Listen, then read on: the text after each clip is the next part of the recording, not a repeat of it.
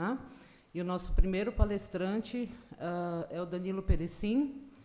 Danilo, bom dia. Obrigada pela presença. Danilo Perecim é pesquisador em planejamento energético, engenheiro químico pela Unicamp, possui mestrado e é doutorando pelo Instituto de Energia e Ambiente da USP. Durante o doutorado, passou um ano no Centro de Política Ambiental do Imperial College de Londres. Atua também como analista da área de biocombustíveis da empresa de pesquisas energéticas EPE, que é uma empresa pública federal vinculada ao Ministério de Minas e Energia.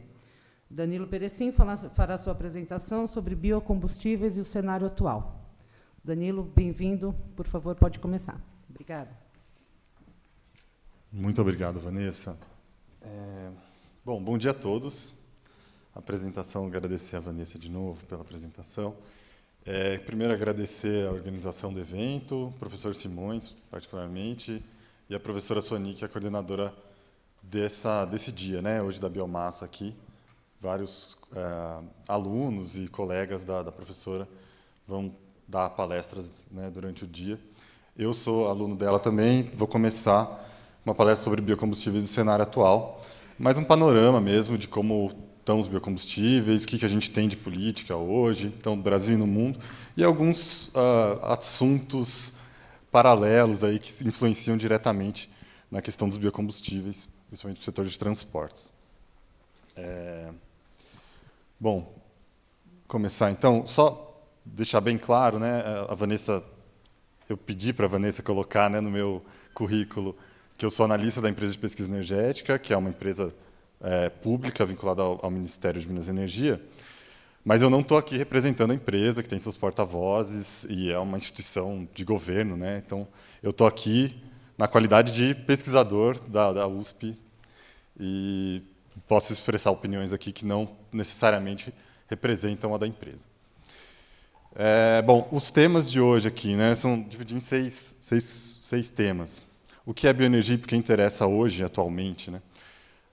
Para começar o dia, acho que falar do que é bioenergia, o que é biomassa e por que a gente está falando disso. Mudança do clima, eu acho que é o tema central para responder a pergunta de cima, já antecipando, mas vamos entrar no detalhe do que a gente está falando aqui.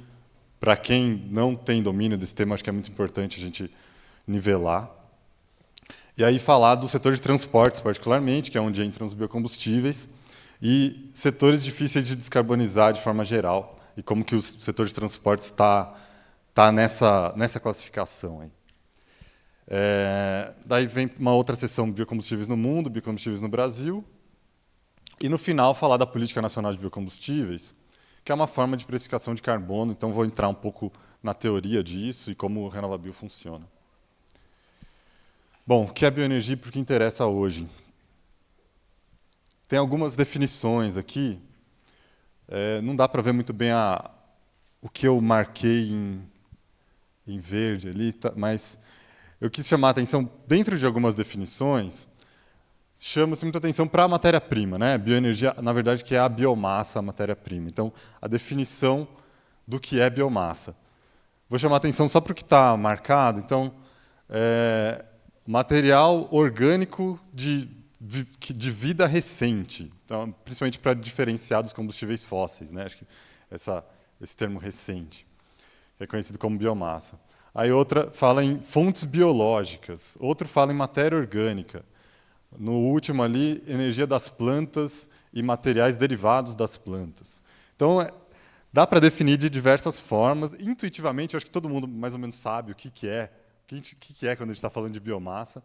Mas tentar definir isso é interessante, é complexo, pode ser definido de diversas formas. E aí isso leva muita gente, a muitas definições, tentarem trazer exemplos do que é biomassa. Então não ficam só numa definição teórica, mas aí eu vou chamar a atenção do que está na segunda linha no final aqui. Engloba, mas não é limitada a produtos agrícolas, árvores, enfim, um monte de definição, um monte de matéria-prima aí que se enquadra dentro de biomassa, mas ninguém quer limitar, porque sabe que é um tipo de recurso que pode incluir muita coisa e não quer deixar nada de fora. Então, a segunda definição ali fala em todos os materiais derivados das plantas, incluindo também, então, sempre tentando dar exemplo do que se enquadra dentro de biomassa. E aí tem o lado da energia, né? Então, quando a gente está falando de bioenergia, a gente fala a energia da biomassa. Então, pode ser usada, na primeira definição ali, a energia que pode ser usada para a biomassa, pode ser usada para produzir combustíveis de transporte, calor, eletricidade e outros produtos. Então, aí o outro fala em energia para uso industrial e comercial, energia útil, renovável, então, da biomassa. Então, só para a gente nivelar esse ponto aqui. E aí, quando a gente está falando da bioenergia, a gente está falando geralmente de um sistema. Um sistema de bioenergia, ele sempre tem 3 elementos principais, aí, que são os 3 do lado esquerdo. É a matéria-prima, então, de onde vem, né, qual que é a biomassa que a gente está falando. E aí tem cultivos agrícolas, né, então, tem açúcares, tem biomassa lignocelulósica, tem resíduos. Aí tem a segunda etapa, que é o processo de produção, processo de conversão dessa biomassa em alguma coisa útil, que é o produto que está em azul. Esse produto pode ser um combustível, pode ser uma energia, enfim, o combustível pode ser sólido, líquido, gasoso. Então, os sistemas de bioenergia, eles sempre têm esses 3 componentes. Então, parte da biomassa tem o processo de conversão, aí entra aquele conceito de biorefinaria, usina, né, que a gente costuma usar, mas agora cada vez mais o termo biorefinaria para designar essa etapa aí intermediária que faz a conversão da biomassa em alguma coisa útil, que é o produto.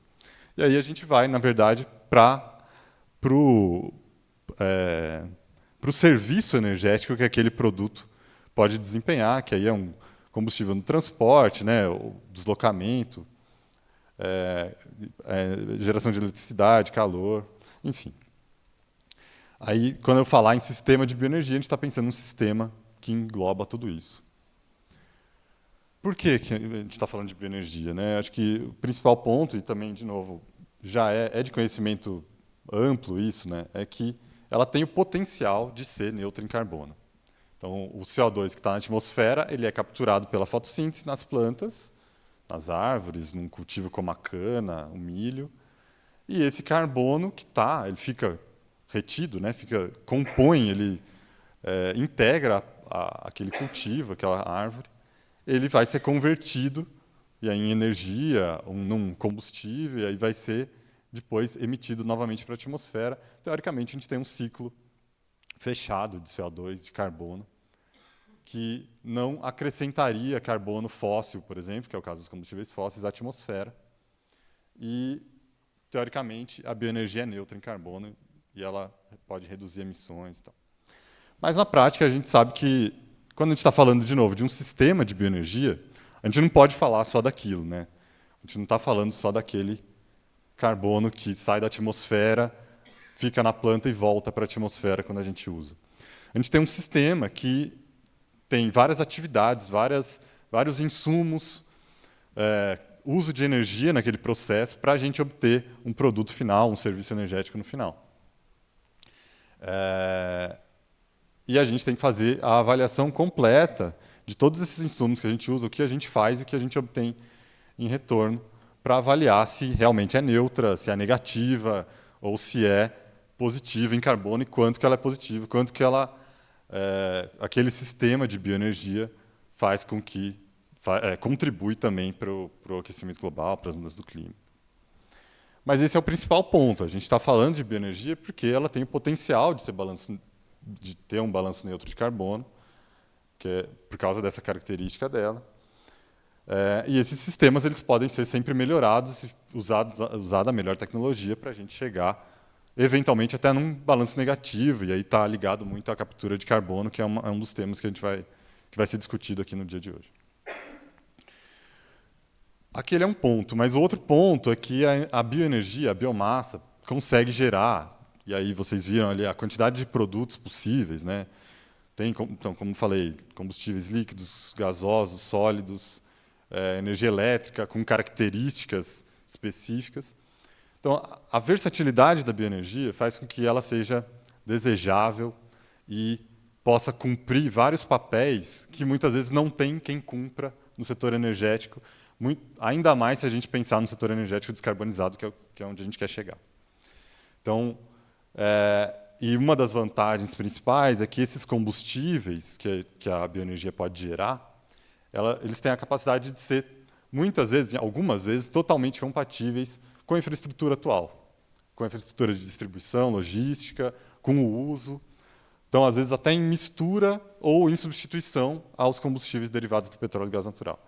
E aí é o termo que se chama drop-in, né? Você faz um combustível que você pode misturar e nem perceber. Também é outro termo que se fala intercambiável com os derivados do petróleo. Então, essa é uma grande vantagem da bioenergia, que consegue entrar nesses espaços que não tem quem faça, entrar se valendo do sistema atual, do sistema logístico e de uso de energia atual.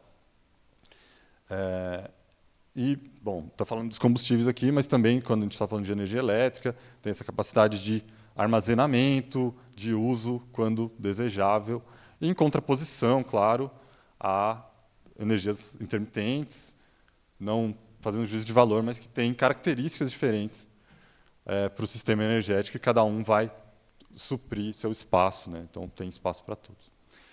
Claro que tem outras vantagens, ou tem outros temas que interessam na bioenergia, mas esses são os principais. Eu falo de gestão de resíduo, sinergia com a bioeconomia, de forma geral, bioprodutos. Tem aí a questão do uso da terra, né? A gente vai entrar em potencial de recuperação de área degradada, de aumentar a atratividade da atividade agrícola, agropecuária, de forma geral. Então, tem algumas vantagens, mas eu chamaria a atenção, de novo, para o potencial de balanço neutro e para essa versatilidade, que é a bioenergia e esses espaços que ela pode suprir no setor energético. Aqui, bom, ninguém vai enxergar, mas o ponto é, a bioenergia tem benefícios potenciais, mas ela tem potenciais impactos negativos também, né? Isso, é claro, esses sistemas de bioenergia a gente tem que tomar cuidado para a gente reduzir esses impactos negativos potenciais e maximizar os benefícios potenciais. Isso, inclusive, na emissão de gases de efeito estufa, por exemplo, né? Ela tem potencial positivo por ser balanço neutro, mas a gente tem que tomar cuidado, inclusive nas emissões, por exemplo, o uso da terra, emissões da cadeia de produção, né? Então, e outros aspectos ambientais, uso de água, do solo, desmatamento, enfim, né? Tem inúmeras questões que envolvem a bioenergia, a produção de biomassa para o setor energético. Mas, assim, acho que a mensagem é ter uma governança adequada, incentivos corretos no setor energético, enfim, na economia de forma geral, são essenciais para o desenvolvimento adequado da bioenergia, maximizando seus benefícios e minimizando seus riscos. A gente tem que conhecer esses riscos, conhecer o potencial, conhecer os papéis possíveis para a gente poder diminuir os riscos e maximizar os benefícios, criando incentivos claros e corretos na direção correta. Esse é o desafio e, claro, acho que isso implica que a gente tem que a governança, que o setor público, que a academia, que tomadores de decisão têm no campo da bioenergia, porque é um campo muito complexo, que tem interligações com a sociedade, com o meio ambiente, enfim, com a economia, de forma geral, e que tem que ser muito bem manejada, pensada, planejada, né? Bom, passando dessa primeira parte agora para a mudança do clima. Eu vou falar disso, principalmente por causa do último ponto. O programa, a Política Nacional de Biocombustíveis, ela é uma forma de precificação de emissões. Eu falei aqui no início que talvez o principal ponto da biomassa da bioenergia seja que ela pode reduzir emissões, ter esse balanço neutro de carbono. Então, vou falar um pouquinho de mudança do clima, só para também nivelar esse conceito aí e justificar, né, esses argumentos que vão vir pela frente para o uso da bioenergia, para o desenvolvimento da bioenergia. Quem está no fundo também não vai conseguir ver, mas são gráficos do último relatório do IPCC, que mostra o aumento da temperatura num horizonte do lado esquerdo, num horizonte de 2.000 anos, e o pico que a gente teve aí nos últimos, né, 150, aí, né, desde do período pré-industrial, né, que se fala. Um aumento de temperatura já na faixa de 1,2 grau acima dessa segunda metade do século XIX. Então, a gente já está num ponto que a mudança do clima já está dada, né? A gente tem que ver como que a gente vai manejar isso daqui para frente. Do lado direito, a temperatura por modelos, né, pelo conhecimento físico, climático, do que seria simulado por causas naturais, que é na faixa azul, que fica próximo do eixo de zero, e o que seria por ação humana, e que está muito próximo do observado. Então, a melhor ciência disponível diz que o aquecimento que a gente observou, né, nessas últimas décadas, no último século, ele é por causas humanas, principalmente pela emissão de gases de efeito estufa, que é o que eu mostro aqui. Então, a gente, nesse gráfico, está em rosa, né, a concentração de CO2 na atmosfera, em partes por milhão, que saiu de 280 para, hoje, perto de 420 partes por milhão já, CO2. E, na linha azul, as emissões de CO2 por ano, né, que estão hoje na faixa de 35 a 40 bilhões de toneladas de CO2 por ano.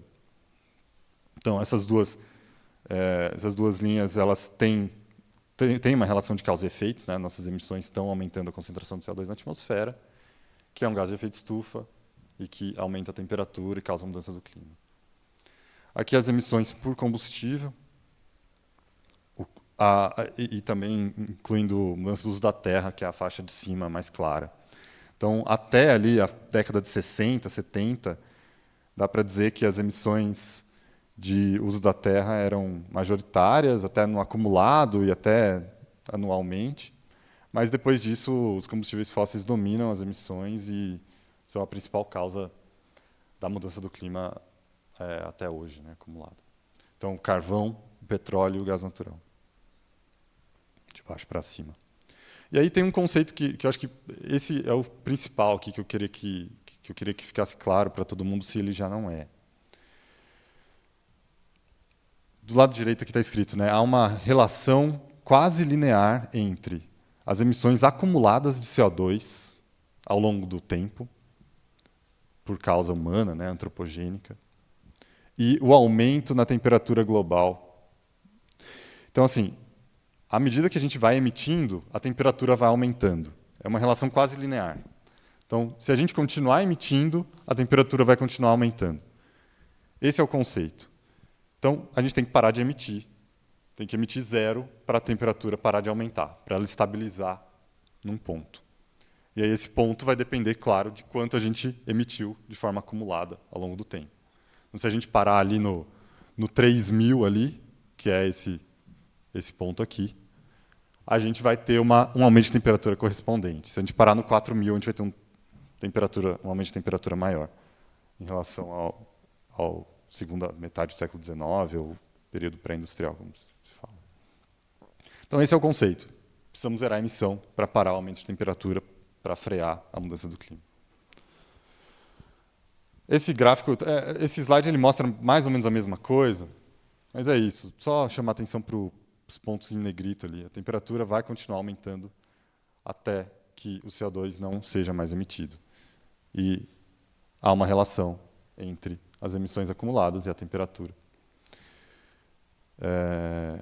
E, eventualmente, se a gente passar de um ponto que a gente não julgue razoável, a gente chegar lá no 2,5 graus de aumento, a gente vai ter que tirar CO2 da atmosfera, voltar no tempo. Então, aí é uma coisa que entra a emissão negativa, que é uma coisa que a biomassa pode oferecer com a captura de carbono, mas isso é um assunto para depois. Isso aqui é só para mostrar que, então, a gente sabe, né, a emissão acumulada vai levar a aumento de temperatura. Então, a gente sabe onde a gente está agora em aumento de temperatura, onde a gente quer chegar, que são as metas do Acordo de Paris, 1,5 grau e até 2.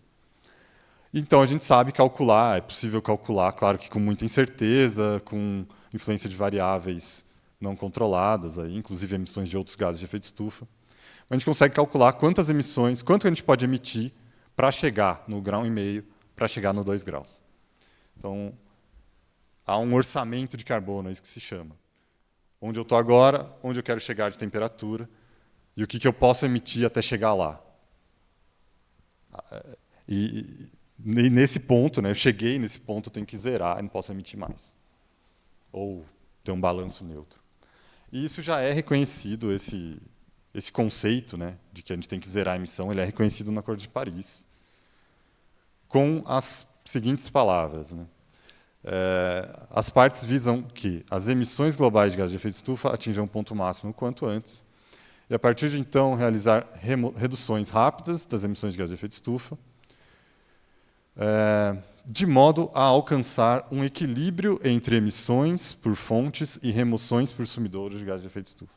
Ou seja, eu estava falando aqui que a gente não pode emitir mais, mas se a gente tiver soluções de remoção, a gente pode emitir um pouquinho, né, o equivalente a essa remoção. Então, é um balanço neutro, é zero líquido, que é o que se fala que é o net zero, né, é o zero líquido. Bom, a partir dessa constatação, a gente tem que zerar a emissão. O que isso quer dizer? Isso quer dizer que todo mundo tem que zerar, todos os setores, né? Não é só o setor elétrico, não é só a agricultura, não é só o setor de transporte, são todos. Sem exceções, todos.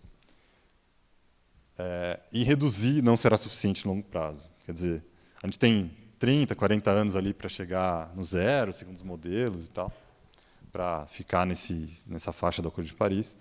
E assim, reduzir não é suficiente, a gente tem que zerar. Então, a gente tem que pensar em soluções não que ajudem marginalmente, não que reduzam, mas que ajudem a gente no longo prazo a chegar no zero, de fato. Bom, posso até fazer uma pausa, se alguém tiver algum comentário para fazer sobre isso. Mas curiosidade mesmo. Esse conhecimento era dominado por todo mundo, assim, da mudança do clima? Pode até levantar a mão. Quem dominava esse conceito da mudança do clima? Que a gente precisa zerar a emissão acumulada leva a aumento de temperatura. Todo mundo dominava? Beleza. Eu acho que... Mas tá bom, acho que valeu para nivelar. E passar a mensagem, né? Eu acho que isso aqui, de que todos os setores têm que zerar e que reduzir não será suficiente, isso é importante para a gente pensar soluções para o longo prazo. Para a gente não ficar contente, por exemplo, vou falar do etanol aqui, com o etanol reduzir a emissão. Isso é bom, é ótimo, é importantíssimo para agora, mas a gente tem que pensar em soluções para que ele zere, né? Que ele seja um combustível zero carbono, ou neutro, ou negativo, né, na melhor das hipóteses, para a gente cumprir esse objetivo no longo prazo. Bom, aí dá para entrar no setor de transportes e setores difíceis de descarbonizar. Aqui só para contextualizar rapidinho as emissões do Brasil.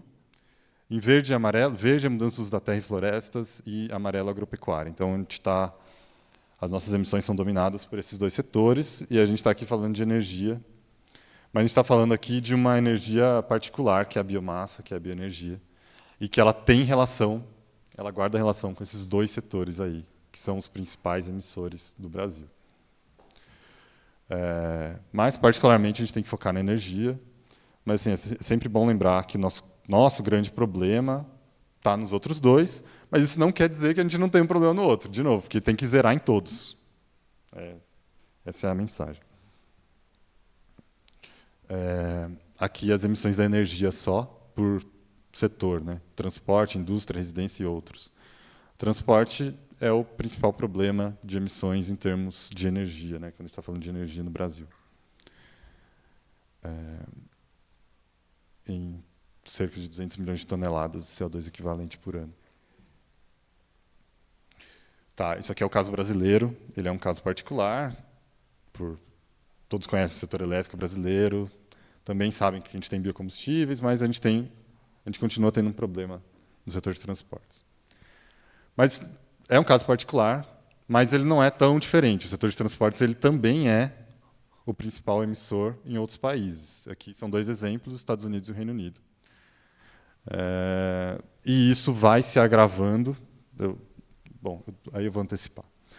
Mas, enfim, o setor de transportes ele é um problema para o Brasil, para o mundo, nessa luta, nesse desafio da descarbonização. Aqui as emissões do transporte por subsetor. Então, também é um gráfico do IPCC, do relatório mais recente. Então, dentro do setor de transportes, o que emite? Né? Então, o setor de transporte rodoviário é o que está em amarelo ali, que chama grande atenção. Então, a gente está falando aí de caminhões, ônibus, carros, motos, né? Mas transporte rodoviário. Os outros são menores. Também não quer dizer que não são um problema, de novo, porque todos têm que zerar. Mas, talvez, um ponto que seja legal chamar atenção é que a aviação internacional e doméstica aqui. São ali, acho que 7,4%, 11%, se eu não me engano, das emissões globais do transporte vem do setor da aviação. Isso, claro, tem transporte de carga, mas também tem o transporte de passageiros. E aí eu chamo a atenção disso porque o transporte de passageiros ele é limitado a uma quantidade pequena de pessoas relativamente privilegiadas, que a gente pode falar, que tem acesso a esse tipo de transporte, esse modo de transporte. Se ele fosse muito mais disseminado na população, ele seria um problema muito maior, e ele pode vir a ser. Então, é um que chama atenção por isso e por outros efeitos, né, que ele tem, além do uso de energia, mas ele é um setor específico. Mas é claro que o principal problema está no setor de transporte rodoviário, é o mais presente, é o mais em valores absolutos, em disseminação, em interligação com o nosso modo de vida. Enfim, é o chave aqui, quase 70% das emissões do setor de transportes. E aí eu vou fazer a comparação, vou me permitir aqui, eu não estive nos outros dias, talvez vocês possam falar melhor que eu, mas eu vou me permitir fazer a comparação com o setor elétrico. O setor elétrico, aqui é o caso do Reino Unido, particular, que teve, vocês não vão conseguir enxergar também, mas a linha preta ali do lado esquerdo é o consumo, é a participação do carvão na geração elétrica no Reino Unido. Cai nos anos 90 e cai agora nos anos 2010 também. Nos anos 90 por causa da entrada do gás, que é o rosa ali, e nos anos 2010 por causa da entrada das renováveis, que é o amarelo.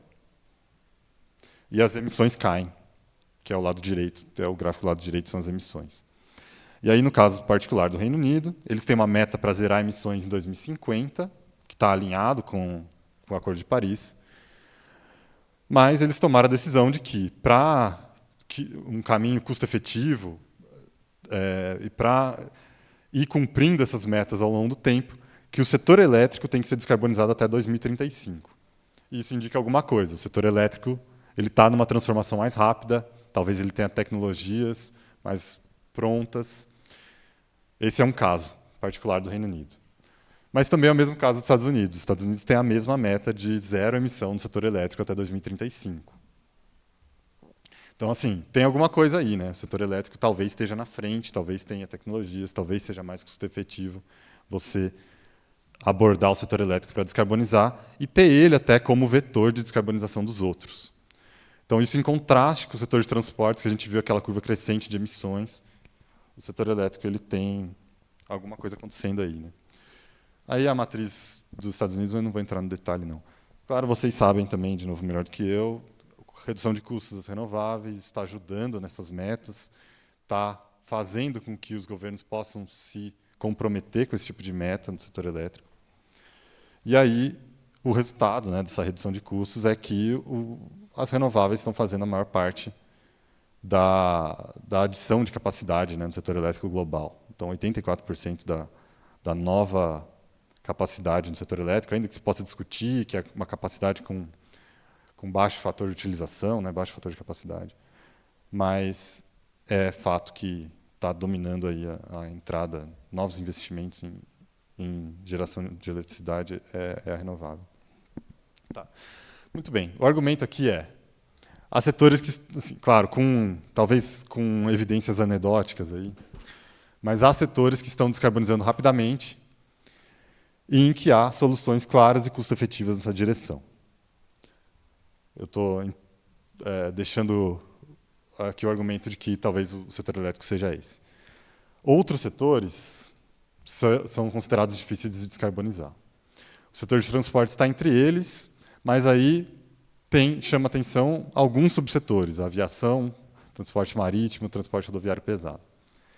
Eu vou fazer um link com a frase de baixo ali. Esses setores, esses subsetores, aviação, marítimo e transporte pesado, eles são difíceis de eletrificar. E essa definição de setores difíceis de descarbonização, hoje, ela está vinculada à viabilidade de eletrificação em escala. Então, como esses setores não são fáceis de eletrificar, ele tem desafio de densidade energética, de peso de bateria, enfim, tem desafios particulares para o tipo de operação deles. Então, eles são setores considerados difíceis de descarbonizar por causa disso. Mas, é claro, essa classificação de difícil de descarbonização ela é dinâmica, porque ela pode mudar ao longo do tempo com a mudança tecnológica. Ela é interdependente, então um setor, como é o caso do setor elétrico, pode ajudar a descarbonizar outro, se houver tecnologia para isso. E é específica caso a caso, cada região tem seu recurso, tem sua infraestrutura. Então, essa classificação de difícil de descarbonizar, ela pode ser aplicada então, de forma diferente, dependendo do lugar, dependendo do momento no tempo, enfim. Tá. Essa era a primeira parte. Como que estamos de tempo? Só para... Beleza. Tá, biocombustíveis no mundo. Essa é uma sessão bem curta aqui. Falar o que é produzido em termos de biocombustíveis. Principalmente etanol. O etanol é o biocombustível de maior produção global. Aí vem o biodiesel em laranja. E o biodiesel aqui se referindo particularmente ao biodiesel FAME, né, que é um éster que tem então oxigênio na sua constituição e é diferente, ele tem então uma função orgânica, ele é diferente do diesel fóssil, do diesel mineral. Então ele tem limites à mistura, ele tem dificuldades logísticas na infraestrutura, então. Esse é o caso do biodiesel FAME. Então, o HVO, REF ali, que é o vermelho em cima, está crescendo. Ele é um outro tipo de diesel renovável. Então, ele não é o biodiesel, ele é um diesel de origem renovável que tem características muito similares ou quase idênticas ao diesel fóssil. Então, ele não vai sofrer desses problemas de mistura, de limite, de incompatibilidade de infraestrutura. Então, a tendência, né, uma tendência atual de que esse tipo de diesel renovável ganhe espaço do biodiesel, particularmente se a gente quiser, de novo, chegar em zero, né? Então, mistura não é suficiente, porque só reduz a emissão até certo ponto. A gente tem que entrar com soluções que possam substituir como um todo. Enfim, nessa linha, o HVO ele tem potencial aí de expansão muito grande. Aqui é também a produção, só que daí por país. E são poucos os destaques, né? Começa o de baixo, os Estados Unidos, o azul mais claro, produção de etanol dos Estados Unidos. Depois é o Brasil, produção de etanol do Brasil. E daí a Índia, pequenininha ali, e o resto do mundo. Aí em amarelo começa o biodiesel. É o biodiesel da Europa, biodiesel dos Estados Unidos, e da Indonésia, e daí dos outros. Então, assim, são alguns poucos países que concentram a produção de biocombustíveis hoje. Aqui a participação da energia renovável no setor de transportes. O Brasil é aquelas 4 barras grandes ali, são 4 anos diferentes, né, período de 5 anos entre eles. O Brasil é o país que tem, dentre esses selecionados aí, que são países vinculados à Agência Internacional de Energia, particularmente a área de bioenergia dessa agência. Então, o Brasil é o país com maior participação de renováveis no transporte, principalmente pelo que eles chamam de outros biocombustíveis líquidos ali, que é o etanol hidratado, que é o etanol que a gente compra como etanol na bomba.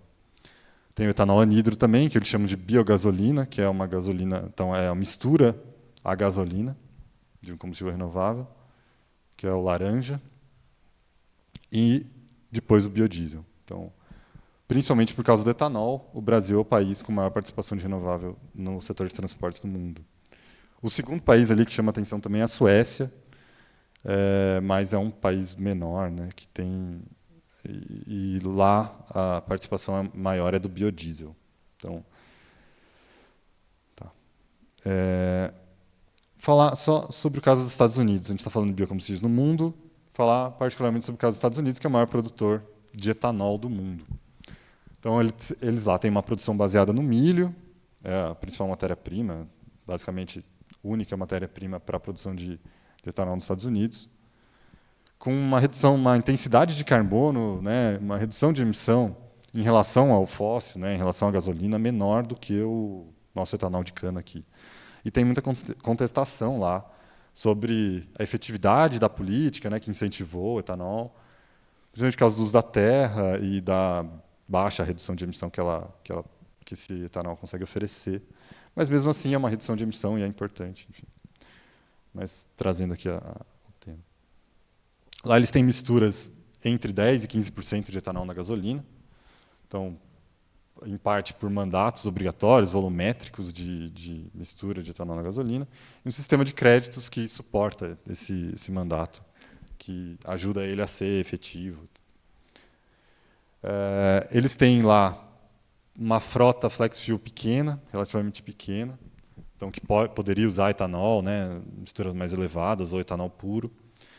E em alguns lugares, alguns estados específicos, ou por incentivo à energia renovável, ao etanol particularmente, ou por serem estados produtores, ou alguma característica específica, mas de forma geral isso, ou incentivos, ou estados produtores de etanol, tem esse oferecimento da mistura mais elevada, que é até 83% de etanol, na verdade. E aí os veículos flex que ele que tem lá, né, tem sim, mas é uma frota pequena, relativamente pequena, podem utilizar.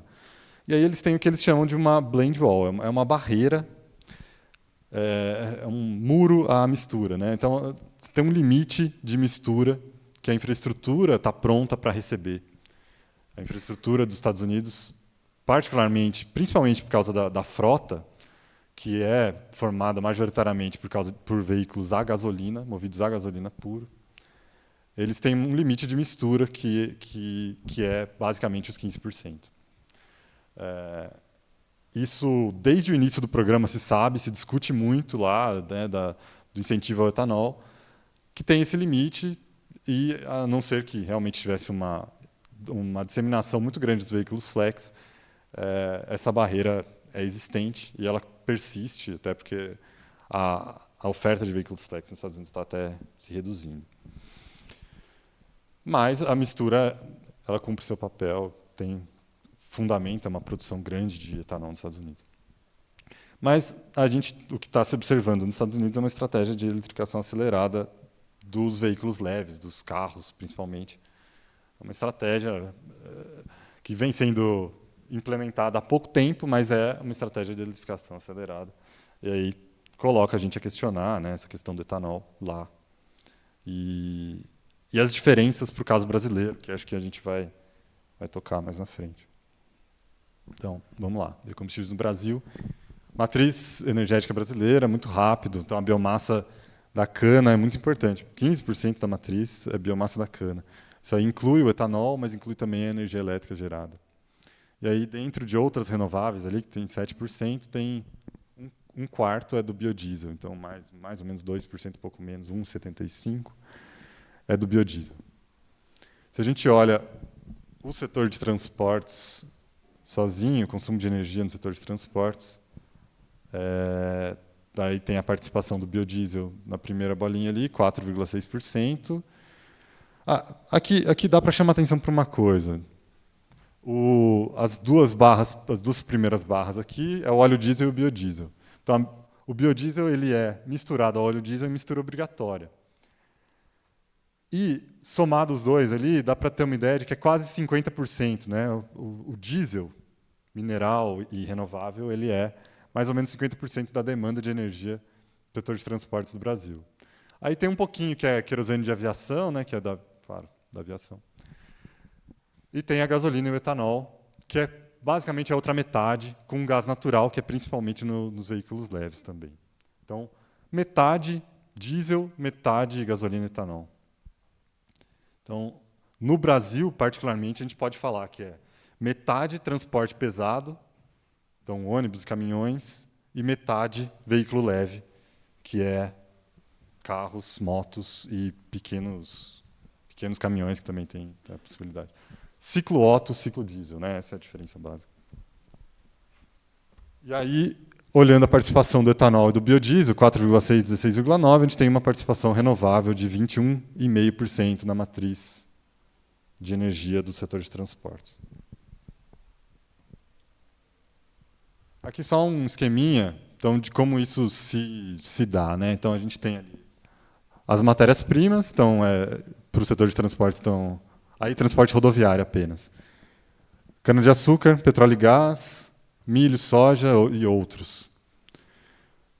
Aí a gente vai para os combustíveis, a gente produz etanol, gasolina, diesel, gás natural, biodiesel.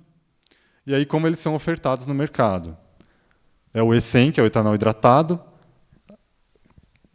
o E27, que é a mistura etanol e gasolina, né? Então gasolina e etanol, pode se chamar de E27.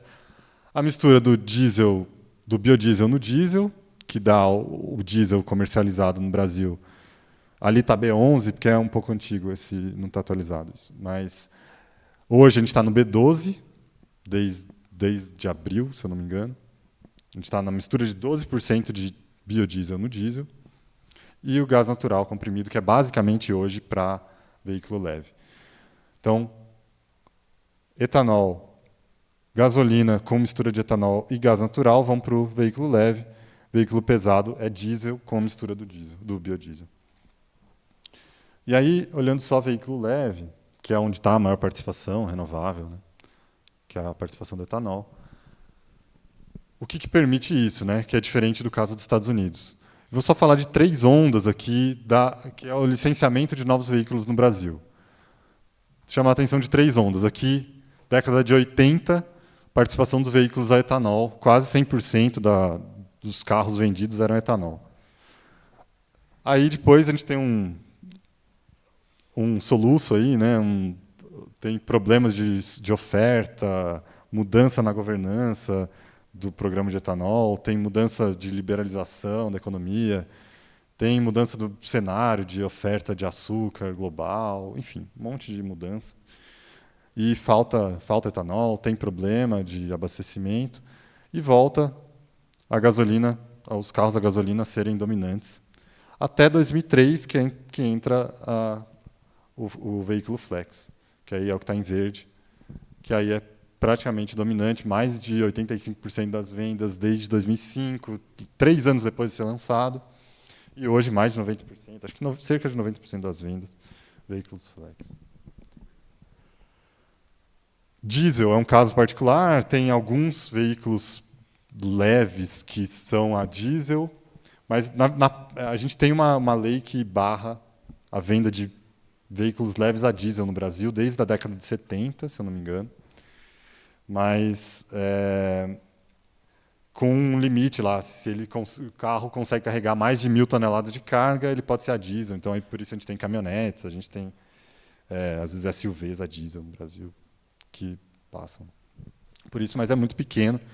Basicamente, o que a gente tem é veículo flex e um pouquinho de veículo a gasolina, e esse veículo flex pode receber etanol, pode receber gasolina, qualquer mistura, e, enfim, permite a escolha do consumidor. Esse é um elemento-chave da estratégia de biocombustíveis do Brasil, da participação, que a gente viu globalmente que é única no mundo. O etanol vem muito da cana no Brasil. Hoje, cerca de 88%, 90% do etanol produzido no Brasil é da cana. E a indústria sucroenergética vai ser falado bastante aqui em outras palestras, mas ela é uma indústria que tem um portfólio de produtos bastante diversificado. Então tem o etanol, produz o açúcar também, gera eletricidade. E agora estão entrando novos produtos. Eu destaco aqui o biogás, que já tem plantas em operação. A Vanessa vai falar de biogás daqui a pouco. Tem um potencial muito interessante para suprir algumas demandas energéticas da transição também muito particulares. Também tem a possibilidade de aproveitamento do CO2. Também a Marilyn vai falar mais tarde sobre a captura de carbono no setor sucroenergético. Então, é uma indústria completa que aproveita muito bem seus resíduos e tem potencial de novas tecnologias serem adotadas para produzir mais etanol, para produzir de forma mais eficiente, para produzir com menos emissão. Então, é uma indústria interessante, né? Tem o etanol 2G entrando também, enfim. Mas, claro, estou chamando a atenção porque é o majoritário, mas o etanol de milho está crescendo muito no Brasil também. A gente tem uma oferta crescente de milho, cada vez maior, principalmente na segunda safra da soja. Então, a mesma área produz num ano soja, depois milho. E a gente está se tornando hoje, aparentemente nessa safra, o Brasil vai se tornar o maior exportador de milho do mundo. Então, é um potencial enorme para também expansão do etanol, que hoje já produz ali, principalmente no Mato Grosso, quase 4 bilhões de litros por ano. O etanol de cana, cerca de 27 bilhões de litros por ano. Essa expansão tende a ser muito acelerada. Aqui é uma projeção da EPE para o horizonte decenal, 10 anos para frente, de expansão da oferta. Em verde, musgo ali, a oferta da cana, em amarelo, a oferta do milho. Espera-se um crescimento de cerca de 10 bilhões de litros de etanol de cana e mais 6 bilhões de litros de etanol de milho. Então, essa expectativa oficial, a projeção. Tá, falei do etanol, agora alguns slides só sobre o biodiesel. Na verdade, sobre o diesel primeiro. Falar por quê, para explicar por que o biodiesel. Acho que o principal problema, a principal questão aqui é a importação. A importação de diesel, ela é num volume de cerca de 14 bilhões de litros por ano, no ano de 2021, 14 bilhões de litros. Se eu não me engano, o consumo está em cerca de 50, 55. Então, é expressivo. E em termos financeiros, você está falando em 7 bilhões de dólares de déficit de importação. Esse é o saldo em volume, não em dinheiro, mas em volume. Então, a gente era até o início dos anos 90, ali, a gente estava no 0 a 0, mas depois começa a entrar um déficit, uma necessidade de importação de diesel para suprir a demanda interna. É basicamente isso. Então, claro, a gente pode produzir mais petróleo, ter mais refinaria, aproveitar melhor nossos recursos, mas uma das soluções é o biodiesel, é a produção de diesel renovável para mistura ao fóssil e para reduzir esse saldo negativo. E aí a mistura obrigatória de diesel, ela começa ali no meados da década de 2000, chega a B5 em 2010, ali em outro ponto B8 em 2016, chega até a B13 em 2021. Aí, pandemia, mudanças de preços da soja, do óleo de soja particularmente, que é a principal matéria-prima para a produção de biodiesel. Muita mudança, muito impacto financeiro e econômico para o Brasil. E num contexto de petróleo caro, combustível já caro, demanda, pressão social para reduzir esse custo do combustível. E a mistura obrigatória ela sofre mudanças, acomodações ali, volta para B10, fica em 10% ali por um período até o começo desse ano, então, que a gente volta para 12, com um cronograma de subir para 15 nos próximos 3 anos, se eu não me engano. E aqui, o que eu já antecipei, que são as matérias-primas para a produção de biodiesel no Brasil. Em verde, a soja, é o óleo de soja. E em rosa, ali, mais forte, é gordura animal, é sebo bovino, basicamente. Então, é uma gordura residual da indústria, né, de abate de animais que pode ser usado para a produção de biodiesel, é usado. Acho que não dá 10%, mas acho que é relevante. Vá, por favor, um tempo de novo. 8. Tá, isso aí, agora então eu vou tentar. Eu tinha bastante slide para falar disso aqui, de precificação de carbono e RenovaBio, que é a Política Nacional de Biocombustíveis, mas eu vou tentar passar mais rápido. Então, as emissões do transporte ela pode ser desmembrada, né? Na atividade, quanto de demanda por transporte, qual modo de transporte está sendo utilizado, quanto de energia esse modo usa por passageiro, por quilômetro, e qual que é o combustível que está sendo utilizado, qual é a intensidade de carbono desse combustível. A intensidade de carbono do combustível é o que a gente está falando aqui, né? A gente está falando de biocombustível para substituir fóssil, derivados do petróleo particularmente. A gente pode produzir biocombustível com menos emissão também. Então, isso basicamente o foco, né? Para reduzir a emissão dessa parte de como a gente pode desmembrar da intensidade de carbono do combustível, então a gente pode trocar derivado do petróleo por biocombustível e produzir biocombustível com menos emissão. E aí tem várias políticas para isso, né? Mistura obrigatória, meta anual, volumétrica.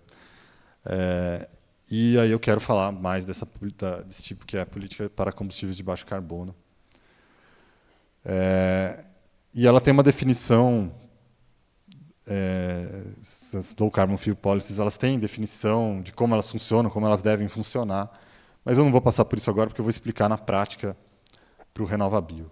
Só vou destacar isso aqui que está embaixo, que esse tipo de política ela tenta criar um mercado de carbono setorial.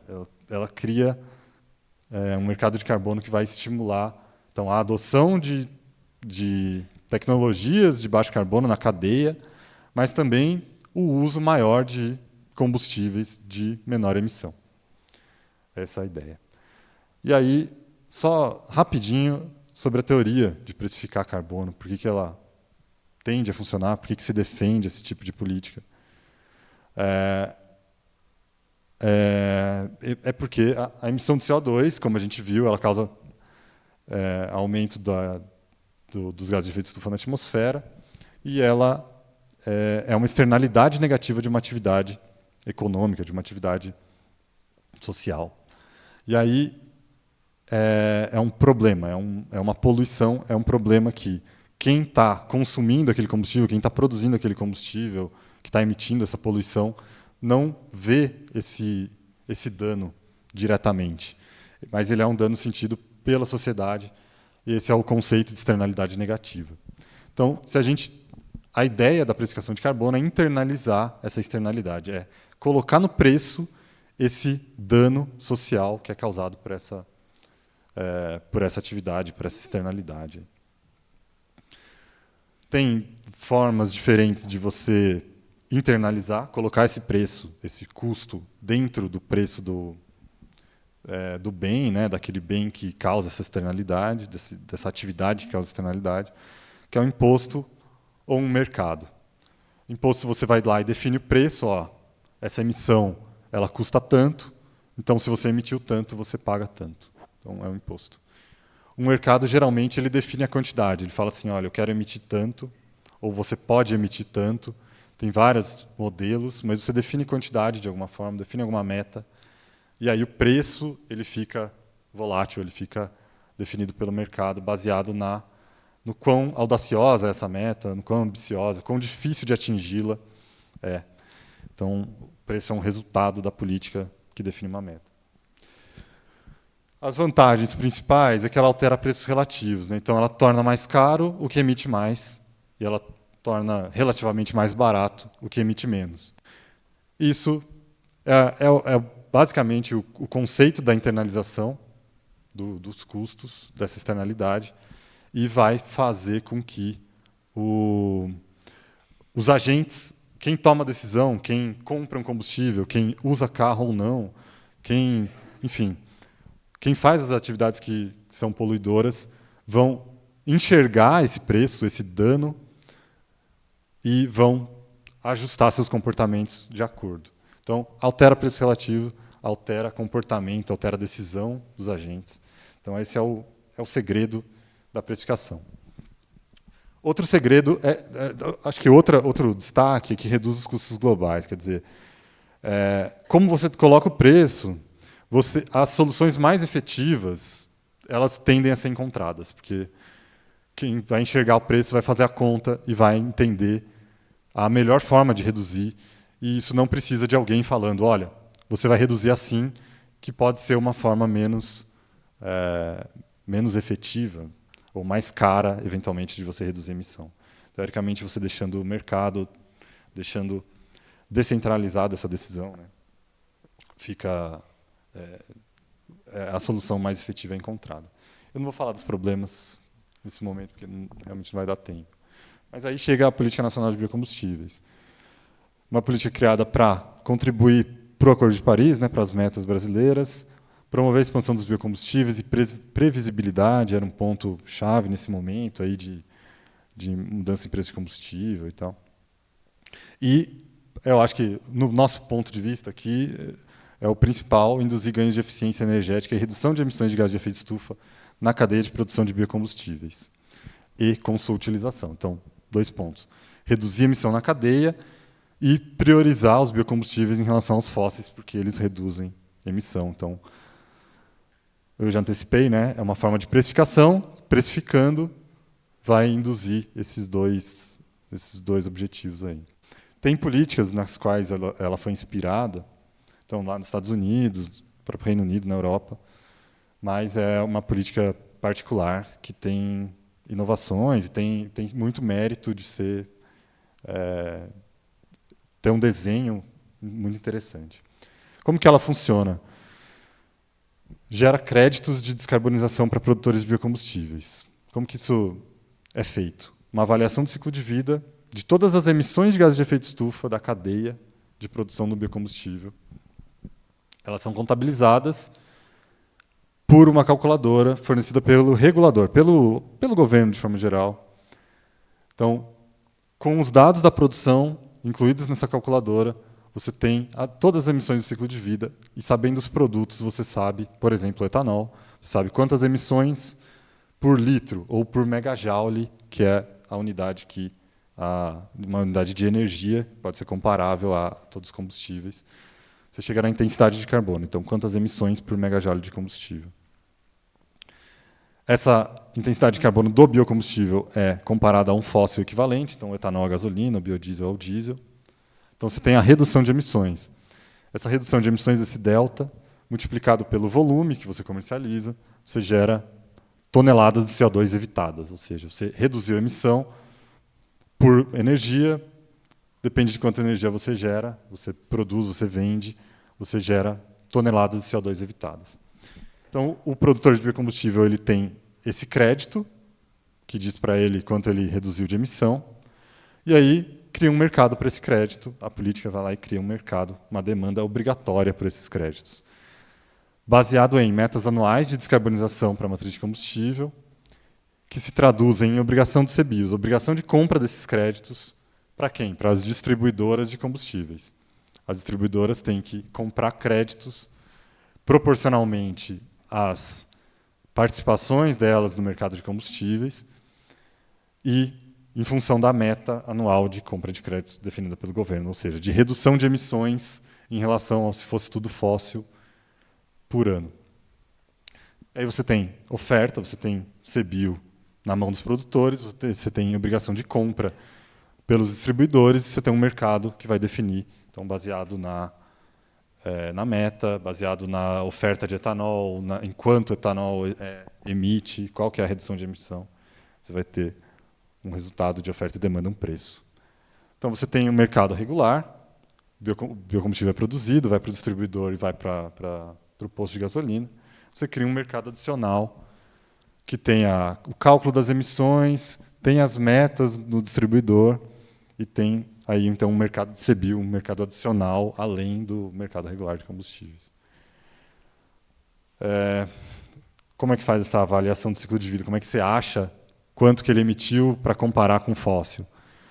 O produtor tem que colocar todos os insumos, e aí os principais são fertilizantes e o consumo de energia na cadeia de produção. Então, principalmente diesel no maquinário, no transporte da matéria-prima para a usina. Mas, principalmente, fertilizantes é a grande pedra no sapato aí da produção agrícola hoje em termos de emissão. É o uso de fertilizantes que são tanto intensivos em energia na produção, quanto também tem emissões na hora que você coloca no campo, emissões de óxido nitroso lá no campo. Então, isso tudo é contabilizado, calcula-se quantas emissões tem nesse sistema de bioenergia, voltando lá do início, quantos gases de efeito estufa, coloca tudo em CO2 equivalente, e aí você sabe os produtos e você aloca aí as emissões para cada um dos produtos. No caso da usina de cana, as emissões são alocadas para o açúcar, para a energia elétrica, para o etanol, e aí você sabe quanto de emissão por megajoule, por unidade de energia de combustível você tem. E aí você pode comparar isso com a emissão de um fóssil e saber quanto você reduz. Então aqui está um exemplo para o etanol de cana. Então a gasolina é o fóssil, tem uma intensidade de carbono fixa, a intensidade de carbono do biocombustível é menor, e ela vai se reduzindo quanto mais tecnológica, menos insumo intensiva ela é. Então, quanto menor essa intensidade de carbono do biocombustível aqui, quanto maior o delta, maior a redução de emissão, mais crédito, mais dinheiro. Então, a ideia é essa. Quanto menos emissão você tiver, mais dinheiro você ganha, e esse é o incentivo. Basicamente, por tonelada de CO2. Então, cada tecnologia que você vai adotar, você vai pensar em termos de tonelada de CO2 qual é o seu benefício, olhando para os créditos de carbono. Essa é a grande sacada da política, essa é a grande sacada da precificação de carbono, que se pensa que pode levar à adoção de tecnologias, né? E aí tem dois papéis, né? Primeiro, identificar essas emissões. Primeiro, a gente está sabendo onde elas estão, então a gente sabe que vem dos fertilizantes, sabe que vem do diesel, e dar um incentivo para reduzi-las, né? E aí tem um monte de tecnologia para adotar, etanol de segunda geração, uso de resíduo, melhorar, né, a produtividade agrícola, usar menos fertilizante ou produtos intensivos em emissão na cadeia, CCS, a Marilyn vai falar, biogás, a Vanessa vai falar. Essas aqui são as metas para os próximos anos. Para o ano de 2023, 37 milhões de toneladas de CO2 evitadas, mas olha que a curva ela é muito crescente, né? Espera-se muita emissão evitada por biocombustíveis no médio e longo prazo, nos 10 anos posteriores aí. O programa define essas metas para um período de 10 anos justamente para dar previsibilidade para os agentes se planejarem para atenderem essas metas. E aí tem, claro, então, pode entrar mais biocombustível, entrar biocombustível de menor emissão, ter mais participação de biocombustíveis que às vezes hoje eles não conseguem participar, é um caso à parte aí. Mas a intenção é que esse programa seja indutor do crescimento dos biocombustíveis e da redução da intensidade de carbono deles. Bom, esse é o último slide para fechar. Eu tive que passar rápido nessa parte do RenovaBio, peço desculpas. Mas, bom, eu vou ler, porque eu acho que são considerações finais aqui bem claras, né? Com novas demandas da transição da descarbonização, os sistemas atuais de bioenergia estão em xeque. Por que eu falo isso? Porque pode ser demandado coisas novas da bioenergia, novos papéis, vai ter espaço definido para o que não é possível eletrificar, para o que não tem outra solução, e aí a gente vai precisar da bioenergia. E às vezes há mudanças acontecendo, por exemplo, a eletrificação, e a bioenergia tem que ficar de olho nisso. Então, os sistemas de bioenergia estão em xeque. Cultivos, processos e produtos. As 3 etapas. Tanto a matéria-prima, quanto a biorefinaria, quanto qual o produto energético que está na ponta, que a gente está ofertando como bioenergia. Então, a gente tem que ficar atento às mudanças no setor energético que a transição vai trazer e como que a bioenergia tem que se posicionar, tem que inovar tecnologicamente, reduzir a intensidade de carbono para participar do setor energético do futuro. Melhores oportunidades para a bioenergia podem estar em desempenhar papéis únicos em que não há outras soluções custo-efetivas de mitigação, eu já falei disso. Intensidade de carbono é chave e incentivos proporcionais à redução de emissão de CO2 são instrumentos adequados, ou seja, para participar do setor energético do futuro tem que ter intensidade de carbono baixa e para que a gente destrave isso, a gente precisa de incentivo proporcional à redução de emissão.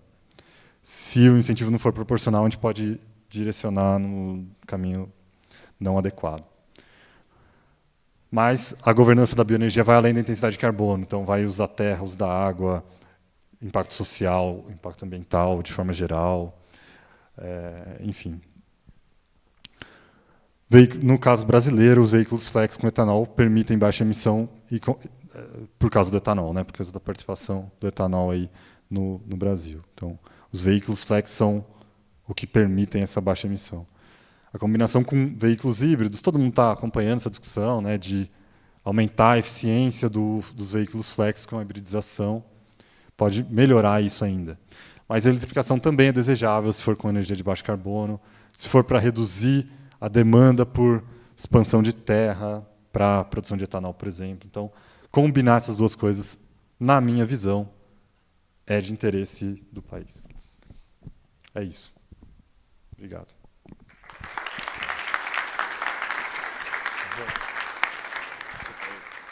Quer perguntas, alguma coisa?